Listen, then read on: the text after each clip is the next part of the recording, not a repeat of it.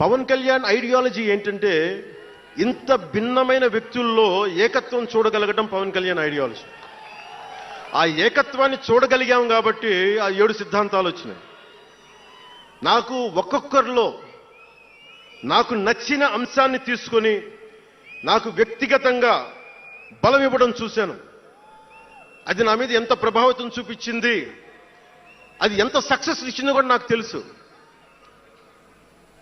అంటే నేను అందరిలాగా నేను కాలేజీలకి యూనివర్సిటీలకి వెళ్ళా, డాక్టరేట్ లేకుండా పోవచ్చు, యూనివర్సిటీస్కి వెళ్ళి ఉండకపోవచ్చు, కానీ జ్ఞానాన్ని సముపార్జించటం నా చిన్నప్పటి నుంచి ఈ క్షణం దాకా నేను ఎప్పుడూ ఆపలా, ఎప్పుడు నేర్చుకుంటానే ఉన్నాను.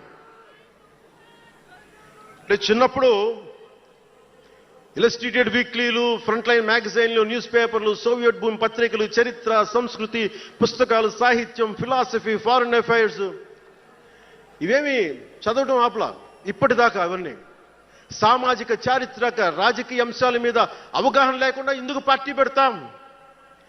దేశ విభజన, కలోనియల్ చరిత్ర, తిరుగుబాట్లు, చిట్టా గ్యాంగ్, విప్లవ వీరులు, తాకట్టులో భారతదేశం, ఆడమ్ స్మిత్లు, మాల్థూసియన్ థీరీలు చదవకుండా, అర్థం చేసుకోకుండా పార్టీ పెట్టేస్తామా?